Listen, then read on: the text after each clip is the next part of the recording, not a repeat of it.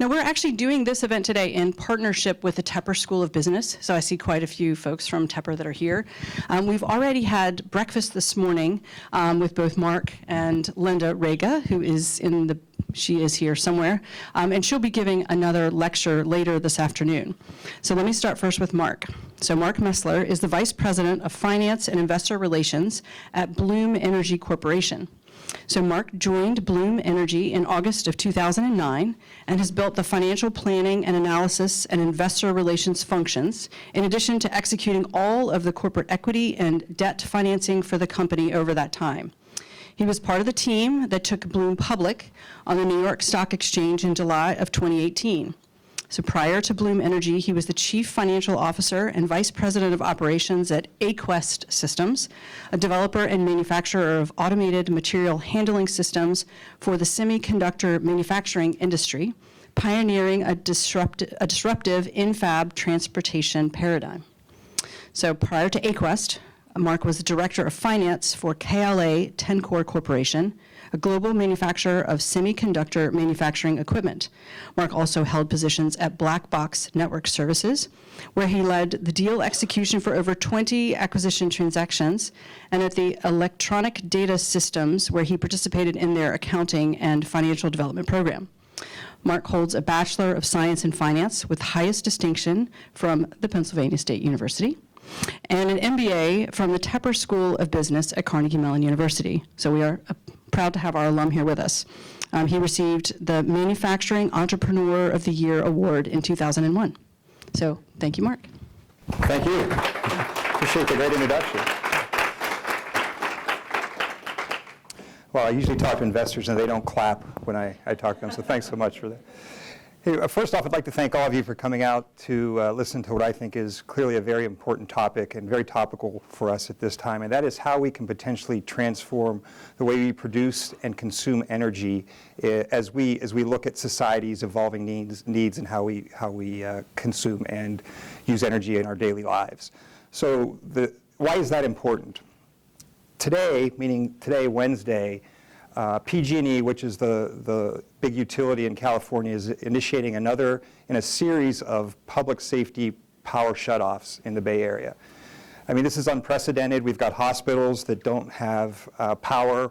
We've got businesses that are having to trash their inventory because it needs refrigeration. So, you know, something like that is unprecedented in today's day and age, especially in the heart of Silicon Valley, where we're the technological epicenter of the of the U.S., if not the world.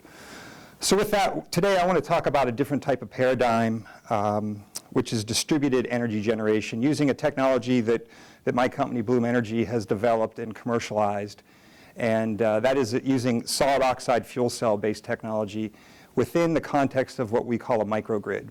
And so when we leave here today, hopefully you'll see the benefits of fuel cell technology. I was happy to see as I was walking through one of the labs here, a little sign that said, "I love fuel cells," so I felt like I had some friendlies in the audience. But so with that, let's get started, and I'll talk more about what we do. So I won't spend a lot of time on this because this isn't a Bloom Energy commercial, but I wanted you to understand how this fits into a microgrid environment. So this is what we call an energy server. Bloom manufactures these in Sunnyvale, California, as well as Delaware, Newark, Delaware. And each one of these modules, this is a solid state. There's no combustion with fuel cells, and we'll talk a little bit more about that later. Solid state, electrochemical reactions. Each one of these refrigerator-sized boxes produces 50 kilowatts of power. The original generations, these only, Bloom 1.0, only produced 100 kilowatts of power. So I'll talk through a little bit about how we see Moore's law being applied to energy as we're able to increase the power density within each of our power modules with each successive generation.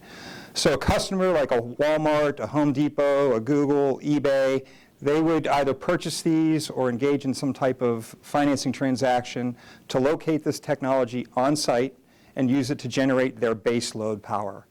So I'm going to talk a little bit more also about what base load power is versus intermittent power and how that impacts it. So with that as a backdrop, let's go on to what our company's mission is. And Our mission is this, simply make clean, reliable energy affordable to everyone in the world. Now, it sounds like a very broad mission, and it clearly is. My founder and CEO is very altruistic, and he at some point wants to be able to put one of our energy servers in sort of sub-Saharan Africa and have bio-waste being generated from the village, power the fuel cell, and generate electricity for those who need it, to bring people out of poverty, give them education, allow them access to education, refrigeration, commerce, etc. Now, what's interesting, if you walk into our headquarters, this picture, which is a satellite view of the world at night, you can see where all of the haves and have not almost, right? You see where all the electricity lights are on, and you can also see where it's not. And so clearly, we talk about the areas where there's electricity as our primary market, whereas where there's no lights is our secondary market. Now, one interesting area here, too, is look at the Korean Peninsula. And look where South Korea is, and look where North Korea is. So just a little interesting fact about the differences in the two cultures. So now, that said, it goes without saying that today electricity is a basic human need. I mean, there's no society that can operate without electricity. We use it for heating and cooling, access to information, commerce, refrigeration, healthcare. I mean, all commerce is run through data centers. But that said, you saw all the dark areas on the map. There's 1.2 billion people today that don't have access to electricity. And my CEO likes to say that there are more people today that don't have electricity than when electricity was invented. So that's a pretty sobering fact. So why is that? Even in the Western world, we're starting to see that the availability and resiliency of electricity is being challenged. Eaton tracks the number of power outages in the US yearly. You can see in 2008 we had close to 2,200. That almost doubled in 2016, which is 3,900. And they're still compiling more recent data. But the reliability and the resiliency of the grid today, the modern day grid, is starting to wane. In addition, we're starting to see escalating power prices, both on the East Coast and the West Coast. In California, this is a California graph, we're seeing and have seen about a 5% annual escalation in rates. Even though generation is coming down because of some of the dynamics around here with shale gas, we're still seeing rates increase, and even on the East Coast as well. And you can think about our grid also is very susceptible to sabotage. Right? In the Ukraine, the Russians had attacked their grid, I think, a couple years ago and took them out. And we believe that it's a matter of time before something like that will happen here in the U.S., where the centralized grid is at risk. And then finally, there is a lot of impact for climate change as well. It seems like there's a 50-year or 100-year storm every year now, right? There's, polar vortexes, et cetera. That puts strain on the current grid. And notwithstanding the clean aspect of the grid, it is a combustion-based grid, and it does contribute to greenhouse gases. So with that, why is that? The grid as it stands today is a 135-year-old technology, right? It's probably the greatest machine ever invented, but it was invented for the Industrial Revolution. It wasn't really invented for the digital age and the resiliency that we need today. The grid is simple. You've got a generation, which is generally centralized, not located, next to, nobody wants a power generator next to their house, so these are generally located in California. There's the Central Valley. There's a transmission and distribution network, which that power is transmitted through, and then the final mile is distributed to the final users of electricity. But this becomes, this is a daisy chain architecture, right? It's like Christmas lights. If something happens upstream, everything downstream loses power. I think it was 2004, about 80 million people on the East Coast I think it was the biggest the biggest power outage in U.S. history was caused by a tree that fell on a power line somewhere in the Midwest, and that daisy chained all the way out. So this Christmas light type of architecture creates a lot of problems for us. The need for resiliency, these are plucked from, these headlines are plucked from today's headlines. California's blackouts reveal healthcare's fragile power system. It's a real issue with hospitals. They have no discretion on when PG&E is going to shut down their electricity. You can see this center when do no harm means evacuating hospitals in California. Medical evacuees are the new refugees of climate change. That is, I read this article, there was a doctor saying he became a doctor to help people, not to work in a war zone. He feels like he's working in a war zone with these power outages. And some of the other ones with the nor'easters and airports are considering going off-grid as well. So there is a need now for resiliency more than ever. Notwithstanding, there is a need for clean. The 28% of all U.S. greenhouse gas emissions came from the generation of electricity, combusting coal, and other fossil fuels. We're getting better at it. The migration to natural gas did help reduce our carbon footprint a little bit, but it hasn't done enough. And so this is an area that can be addressed as well. So clearly, we believe that the centralized grid model is ripe for disruption. And it's tough to disrupt 135-year-old entrenched technology. You've got policy, you've got regulations, you've got legislation that protects it. You've got utilities who don't have any incentive to improve. And so, however, there are new technologies, and a lot of them are being developed here, which I just learned this morning. Thanks, Anna, for sharing those, that are helping to enable entrepreneurs to disrupt this grid. And we've seen this before. So this is an interesting, I think you folks will appreciate here, that technology has allowed us to transform industries in the past.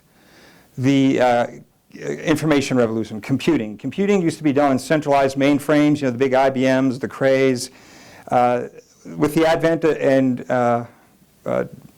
advancement of technology, we now have distributed data centers linked up with laptops and cell phones and others that allow computing to be done in a distributed sense, locally versus in a centralized model. Telephony, you see all the old pictures of the switchboards with an operator that was doing centralized telephony.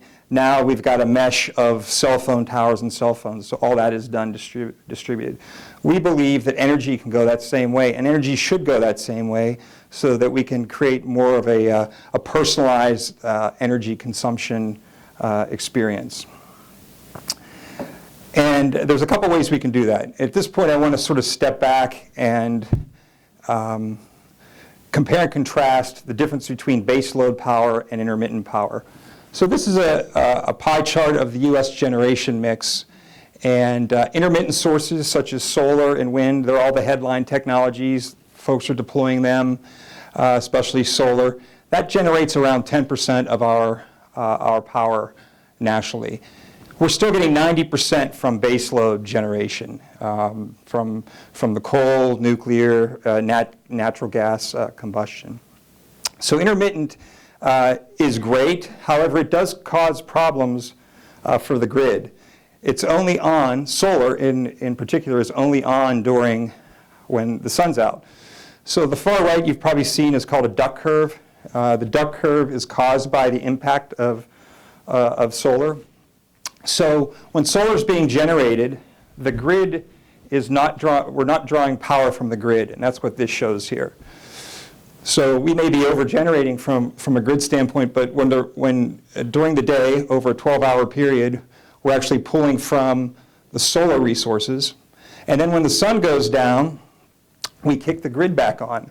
But when the sun goes down, you can see the duck's head. That's where even more power is demanded. You're at home, you got your TV on, you're on your computer, and it creates instability in the grid because the grid now has to go from generating this low of power to within hours generating a very high peak of power. It's not designed to do that. It's just not designed to do that. So as good as solar is right now, it is creating problems with the grid. So there's a need for more of a base load power generation, something that's always on, something that's generating 24/7. And this is where fuel cells come in. So fuel cells, we'll get in a little bit of the technology again later, but they generate 24/7 power. They like to get to power and generate it. They don't like the thermal cycle. They don't like to go up and down. It's very similar to a small version of a larger centralized generation source. Now the real value is we locate them on site. So this is a picture, I think, of Caltech in Southern California. There's no transmission and distribution risk, right? If you're generating power right where it's consumed, you don't have to worry about sabotage. You don't have to worry about a daisy chaining of some grid event. You've got your own power right where it's being consumed.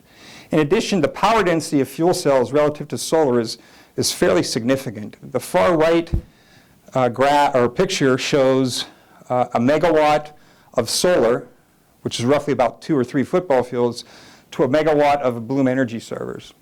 And again, I'm referencing Bloom only because there's no other company doing this, so I'm trying to be fairly agnostic with my company versus sharing information with you. But there's no other fuel cell company that is generating baseload power for commercial industrial right now. So, but that's a big benefit for fuel cells. We've got agricultural customers who are out in the Central Valley that don't want to put solar in because they'd rather use that land for revenue generating purposes. If you look at urban settings, very dense urban settings, solar cannot power a building in downtown Manhattan. Fuel cells potentially could, and I'll show you some examples. So let's talk about what is a fuel cell. I'm going to contrast it to the traditional combustion energy conversion process. You've got, in a traditional combustion process, you've got chemical energy that is stored within fuel that is converted to mechanical energy through combustion. That mechanical energy is turning a generator which collects the electricity being generated into a transformer, and ultimately that mechanical energy is then converted to electrical energy. Fuel cells are a lot simpler. We take the chemical energy within the fuel, there's no combustion, and through an electrochemical process, it converts that fuel, that stored chemical energy into electrical energy. It's a lot simpler. Fuel cells have been around for a long time, by the way. This isn't something that Bloom, we thought up on our own. Fuel cells have been around for probably a century. They're used in manned space program, et cetera. But essentially, the technology around it is you've got a fuel source that comes across an electrolyte. It reacts with the anode and the cathode layer. There's an oxygen-starved side and an oxygen-rich side. The oxygen-starved side will migrate to the oxygen-rich side, reacts in the cathode, and as that ion moves across the electrolyte, it creates an electron of electricity. Very clean process. Now there's also, by the way, there's a few different types of fuel cells. This is called a planar solid oxide fuel cell. There's molten carbonate fuel cells. There's what's called proton exchange membrane fuel cells. They all run at different temperatures. For stationary power generation, we've anchored on the solid oxide fuel cell as the technology that we're going to market with, and I'll talk about that, why that's important in a couple slides. So I said this is a very clean process, right? There are 2 byproducts of the electrochemical process. One is water, and we use water very efficiently in what we call the reformation process. So this recirculates back into our system, and we use it efficiently. It also generates a small, modest amount of pure beverage-grade CO2. So when you're running on natural gas, as I said, I forgot to mention that we run on a number of different fuels, natural gas being one of them, readily available, biogas, hydrogen. When running on natural gas, there's a small CO2 offtake, and it's about 50%. On natural gas, you're looking at 50% less of a carbon footprint relative to the average of the U.S. grid than if you were using grid power.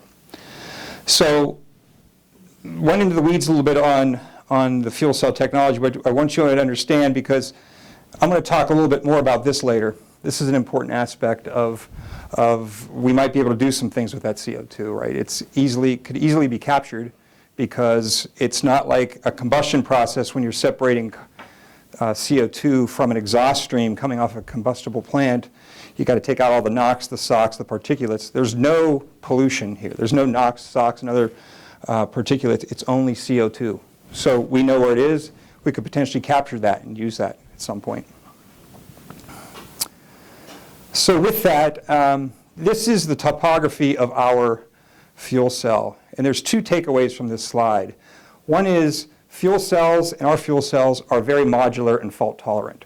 So getting back to resiliency, this is a fuel cell. This generates 25 watts of power, so you could light a light bulb with this. We put 31 of these into what's called a stack. We put 8 stacks into a column, and then we put 8 columns into what we call a power module or a server module. This is a refrigerator-sized box, generates 50 kilowatts of power, and then we assemble those server modules into what we call an energy server. And if it were a Walmart or a Home Depot, this would be a 300 kilowatt server to power their campus. And then because of the modularity, we can then array these into larger configurations to generate utility scale power. And I'm going to show you some use cases there. So that modularity breeds resiliency. If any one of these, for whatever reason, there's never any catastrophic failure, but if any one of these go down, the other ones will continue to power. It's not a big deal. So we specifically used that modular fault-tolerant technology to develop what we think is a pretty resilient profile. Secondly, the importance of this is this allows for massive cost down. If you look at what happened in the computing industry, transistors are put onto chips, into server blades, etc. Those chips are produced by the millions. With each doubling of cumulative volume, the chip industry is reducing their cost by like 28%. We're sort of doing the same thing. So volume allows us to get to cost reductions. Cost reductions get us back to that mission statement of affordable, making our technology affordable for businesses and consumers. So very important slide in terms of why the modularity is important to the advancement of the technology. And by the way, this is why other fuel cell companies have not been able to reach scale, because they're very modular or monolithic. They're not modular, they're monolithic in nature. So they'll build up a fuel cell that has, that if it has to be brought down for service for any reason, the whole fuel cell has to shut down. They'll have to draw power from the grid. So that is not a business model that we clearly believe works for the modern day grid.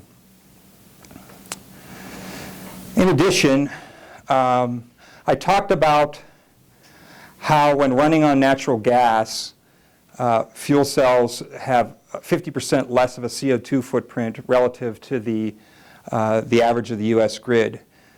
Fuel cells we view as a platform, especially SOFCs. It's fairly fuel agnostic. We can run on directed biogas, and we do have customers that run on directed biogas. We can put our fuel cell next to a digester and generate power using biogas. At that point, you are a carbon neutral solution for customers. And we just announced a partnership with a company called CalBio.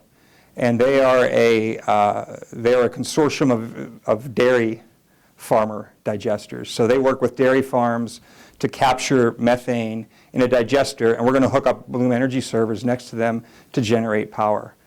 There's varying degrees of cleanliness in terms of biogas. From what I understand, dairy is the cleanest of the biogas. Wastewater treatment is probably the dirtiest, and landfill is somewhere in between. So we can also run on renewable hydrogen. So when you think about fuel cells co-locating on site, but also being able to generate your power, but also being able to use a carbon neutral fuel, you're starting to look at now a pretty compelling next generation paradigm for consuming electricity.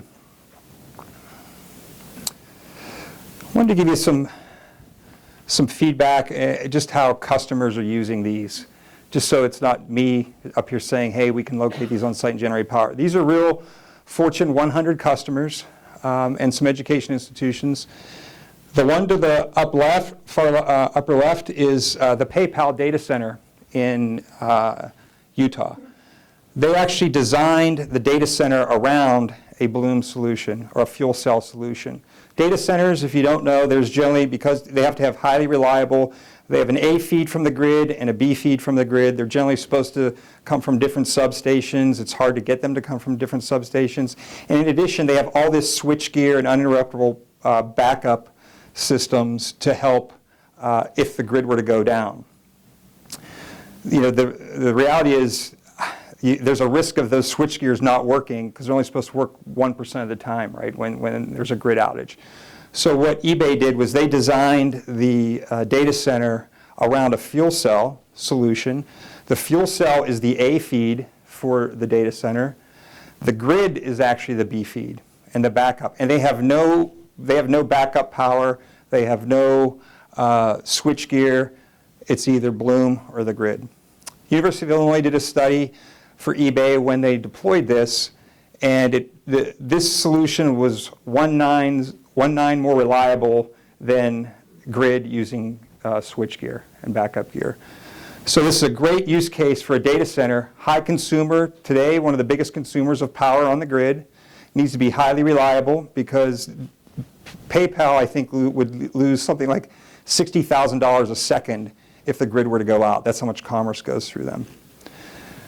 Next one is a consumer retail. This would be a typical installation for a retail type company. That's a Walmart. As I said, you're going to see probably 6 power modules there. They would have a 250 to 300 kilowatt solution. This would not be as resilient as this. Walmart generally goes for grid arbitrage, so they're just trying to save money relative to the grid. And so that would be what we call a grid parallel solution, where the fuel cells, if the grid were to go down, the fuel cell would go into sleep mode so it doesn't backflush power into the grid for anybody working on the line. There's an educational installation. This is a great one here. This is 750 kilowatts that is installed on the 7th level mezzanine overlooking Times Square at the Morgan Stanley trading floor. So we're powering the Morgan Stanley trading floor. And this, you couldn't do this with solar. You couldn't do this with wind. You couldn't do this with other intermittents. But because of the power density of that, we are able to provide that. So that's, I'm actually taking some investors there in February to take a look at it. It's a great installation, a great use case for fuel cells. And that's a data center over there, a Kaiser data center. We're located in Napa Valley, so another data center.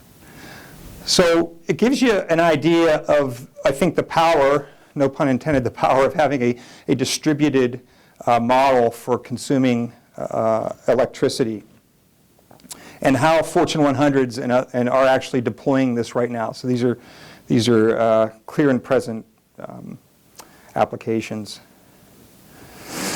Now, let's talk a little bit about microgrids, because this is where fuel cells can have a real benefit. That eBay installation would technically be a microgrid. So what's a microgrid? Microgrid is when an area of the grid, such as a campus or a community or a business, generates their own power on site, could be using a number of different sources, which I'll talk through. And if the grid goes down, it will continue to power. Bloom or fuel cells are a fantastic solution in today's age that can provide the base load power for a microgrid. And also it can be paired with a battery solution and a solar solution to create this microgrid. What would happen is Bloom generates, or the energy servers generate power 24/7, probably sized to 90% of the baseload power that's being consumed by the campus. They would use solar during the day. Solar would charge the battery, and that battery can be discharged during peak times. right? So we can store Bloom generating 80% baseload power, and the battery would discharge during the day and create some grid arbitrage there when the rates are the highest. A real-world example of a microgrid that we have is in Hartford. So the city of Hartford has an 800 kilowatt microgrid. It doesn't have solar or storage. It's only a Bloom solution, and it's powering the needs for an elementary school, library, senior and health center, and also if there's an outage, it will power a local gas station and grocery store as well. So we've had 4 outages that have been avoided since 2017 because of this microgrid solution. That's a community or campus type microgrid. Commercially, we also see demand there as well. So Home Depot, big customer of ours, they generate $130,000 a day in revenue. Any power outage is going to cost them. Power is probably one of their biggest expenses as well. But we have provided microgrids to the Home Depot stores, and we've rode out 44 grid outages just in 2019 alone. And we're seeing more demand because of these public safety power shutoffs for this type of solution. In this instance, it's just a Bloom Energy server that has a switchgear that latches on to the critical load for the business, and it will continue to power the critical load during an outage. Then we can get into an advanced microgrid. So you probably recognize this campus. Bloom is the baseload power for this microgrid. This microgrid was designed so that Apple, if there were a power outage, that it could operate 6 to 9 months by not connecting to the grid. So we've got a 4 megawatt installation of fuel cells there. They also have 17 megawatts of rooftop solar, battery storage, and they're using the grid as the backup. That's probably one of the more elegant and more advanced microgrids that we've seen. With this, interesting to note, with this public safety power shutoff dynamic in California, we're seeing this microgrid solution and the stuff we're seeing on the East Coast really accelerate in terms of demand for us, which, we're starting to see the C-suite and facilities guys really think about what is the cost of not having power versus just comparing Bloom's or a fuel cell's cost versus the grid, right? So you may be saving a cents per kilowatt hour by arbitraging, but the real value is to the Home Depot stores not losing that $130,000 of revenue in any given day. So this is a little cherry on top. We talked through fuel cells and how they can be used in microgrids and how microgrids can be a really good factor or a new paradigm in consuming electricity in today's day and age. We're also seeing, as I said, we look at the fuel cell as a platform to do other things. The shipping industry, the industrial marine shipping industry generates 2 to 3% of carbon emissions in the world. If it were its own country, it would be the 6th largest producer of carbon in the world. It combusts dirty bunker oil, is what it's called. We've actually just talked to and formed a partnership with Samsung Heavy Industries, who are big into shipbuilding, to put fuel cells on their ships. They're large, they're massive installations. These things are anywhere from 19 megawatts to 100 megawatts. Those are utility scale installations. So we see this as a potential. They have a sustainability mandate, they meaning the shipping industry, of, I think by 2050, the International Marine Organization, which is an organization that is governed by the United Nations, they have a mandate to get 45% of their carbon reduced by 2050. And this is a real way to do that. You can't put solar, you can't put wind on a ship, so what do they have? Power density of fuel cells now will allow them to do that. So this is a real clear and present use case for fuel cells as well. In addition, I had talked about that carbon, that modest amount of carbon that comes off the exhaust stream in our fuel cells. We see it, we know it, we can capture that. We can capture that with a thin membrane that captures the CO2, and we can do something with it. So technically, if using natural gas or biogas, but even if you're using natural gas and you can capture the carbon and sequester it somehow, you could have a real renewable solution using fuel cells. So we're looking into that a lot, actually. That's and we could see some of our partners, especially utilities, could use this and get this into their rate base, because they have a large renewable mandate that something like a fuel cell where you could sequester the carbon off of it would be a real value for utilities. So with that, I have 5 minutes, and we probably got 2 minutes of slides.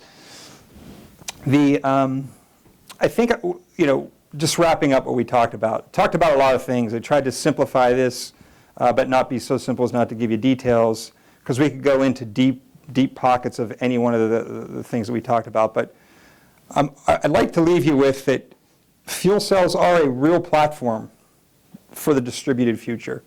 They're already presently generating power on site. As the cost comes down on these, and that's always been a knock on fuel cells, because a lot of the other fuel cells use precious metals like platinums and stuff like that, which is sort of anti-Moore's law. You're not going to get cost reduction if you scale with precious metals. However, getting the cost down to a point that this is readily installable anywhere, and we're well on that path, you could see how fuel cells become a large part of a resilient microgrid. And if you're able to use a biogas or a hydrogen or capture that carbon, this is a really good solution for a distributed future that is clean, that is resilient, as I said, and is reliable. So with that, I'll pause with a couple minutes left in the presentation. Yeah.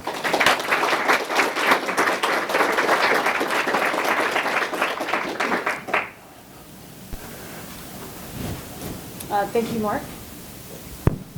Thank you, Mark. Oh, very loud. Sorry about that.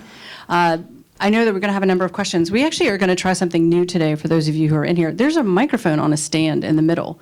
So if you have a question, if you just want to get up and move to that, we're going to take probably 4 or 5 questions, I think is what we have time for. And then we're going to zip over across the way and get back to Tepper. Okay. Okay? Questions, please move to the middle.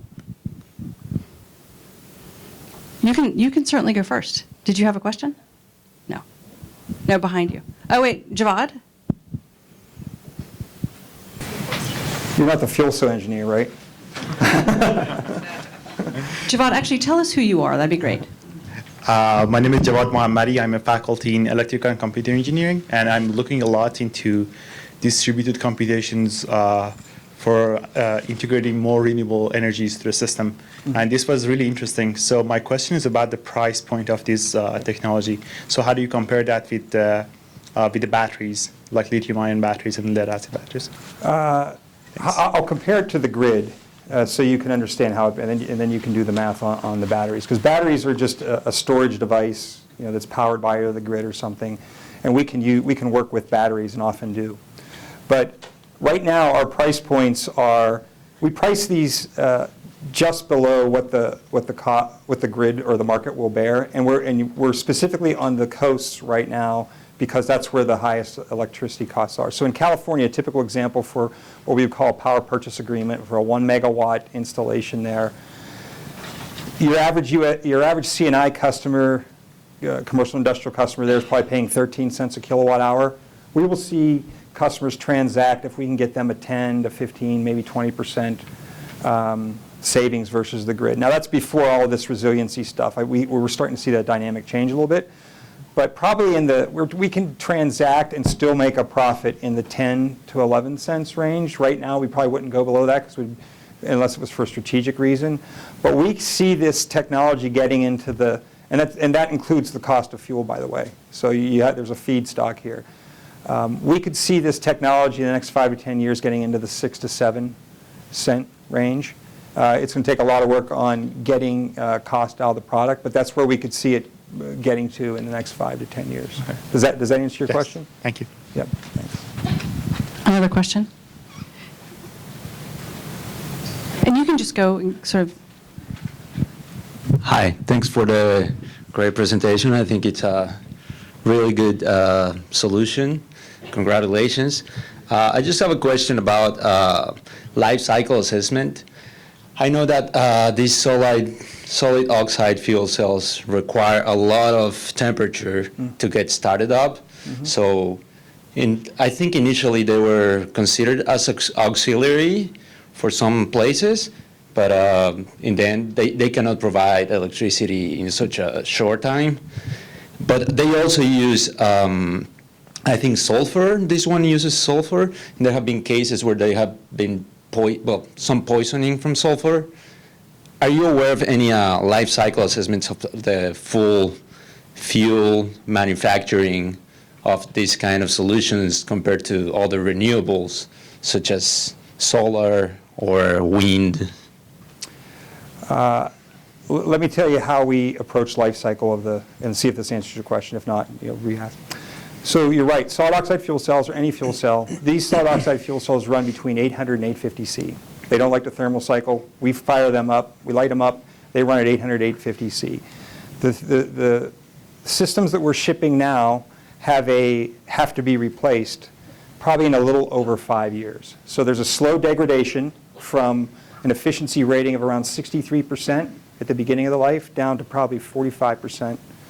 On average, about a 54% over the life of the contract. So we'll do a 15-year PPA, and customers will sign a service agreement, and that's a bumper-to-bumper service agreement. So they will contract for power from the fuel cells for 15 years, and we, from a cost standpoint, Bloom will have a 2-cycle replacements on that over 15 years, because they have just over a 5-year life. When I joined, we had about a 2-year life. So we had a longer or more frequent replacement cycles on those. But from a customer standpoint, if they sign up for a 15-year contract, they're going to get 15 years of power. Now, in terms of sulfur, we're not using sulfur in the electrochemical process. We have a desulfur. We call it kitty litter. We've got a desulfurizing module on the front end that cleans all the impurities out of the natural gas. It's hermetically sealed. It's taken to an EPA facility somewhere in Indiana, and it's disposed of. So, did that answer your question? Or? Not really, but okay. It's okay. All right. Well, I can talk to you afterwards. Yeah, thank you. Hi, I actually had a follow-up question to the first one that was asked.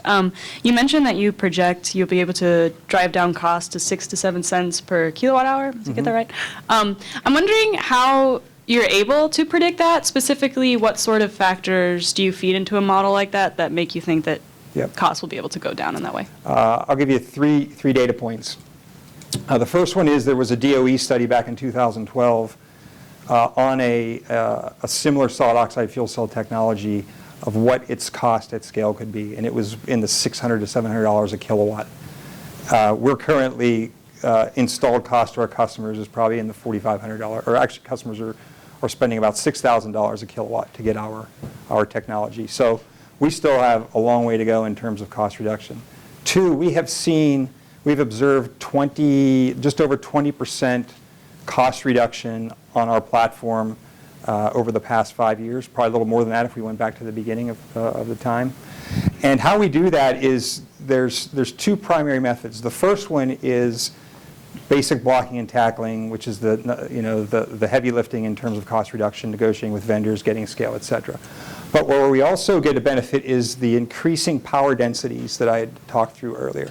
We started off at a 100 kilowatt solution, and if you think about a 100 kilowatt solution and the price to manufacture that 100 kilowatt solution, in June of 2011 we introduced a 200 kilowatt solution. We priced things on dollars per kilowatt, so I effectively cut my cost to sell that product in half by getting that increased power density. We're currently on our 5th or 4th generation, which is a 500 kilowatt solution within the size of a footprint of a Chevy Suburban. And we're introducing a 750 kilowatt solution next year. So we're going to get 33% increase, or sorry, 50% more power density increase, but that'll cut my cost probably about 30%. And we're just not stopping there. We're going to have a Bloom 9.0, a Bloom 12.0, et cetera. So our models show that we will be able to get in that 6 to 7 cents kilowatt hour range in the next 5 to 10 years. Very cool. Thank you. Yep. Hey there. Thank you for an excellent presentation. From the client base that you presented, I got a little bit most curious when I saw the Samsung, when you mentioned it was a utility-sized infrastructure. From a, let's say, a deal-making, market-making kind of perspective, do you have something on that scale that an industrial environment that's basically, let's say, oxygen firing furnaces or something could tap into one of your fuel cells? And then, because it would support a utility, they have agreements to basically be selling the excess power produced by the utility that doesn't serve the industrial base. Do you have market dynamics for your fuel cells where clients could basically be participating in selling energy to the environment that sort of surrounds the grid with what you've done? As an example, do you have anything like that?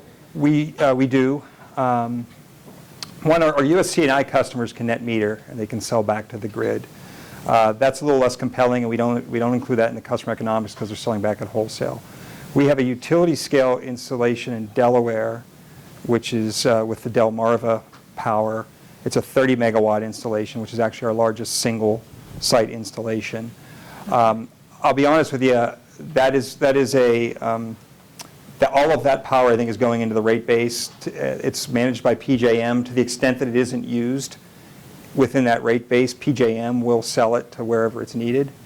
But that's probably the closest, I think. And then we're also in Korea, by the way. Korea is all utility scale installation. Okay.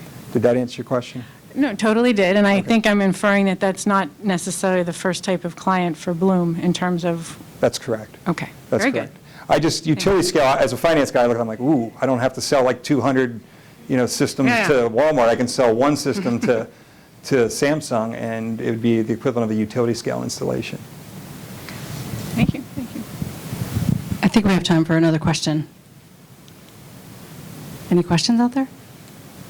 Okay, great.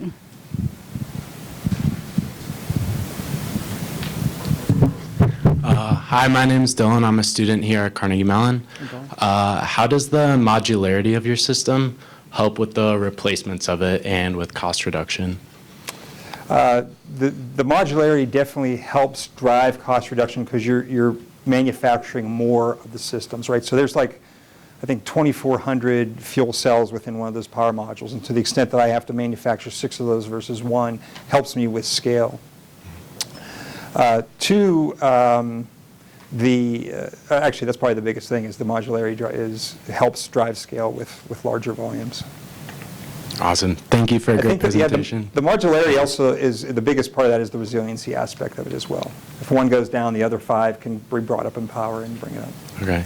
And slightly different question, but for the systems that run off of the natural gas, is that also then connected to a natural gas grid, or is that independent production? No, it's nat gas that is brought from the grid, from the street curb. We trench it, we bring it into where it's consumed at the. In the U.S., we're lucky because natural gas is fairly readily available, and it's not that heavy of a lift to get natural gas to where it's needed. Okay. Thank you. Yeah, you're welcome.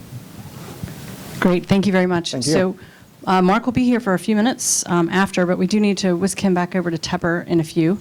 Thank you again for being here today. I do want to remind everyone to please make sure you take your belongings, including your plates. The composting bins are by the door, and Mark is going to be here for a few minutes. Thank you again. Thank you. Thank you. Thank you.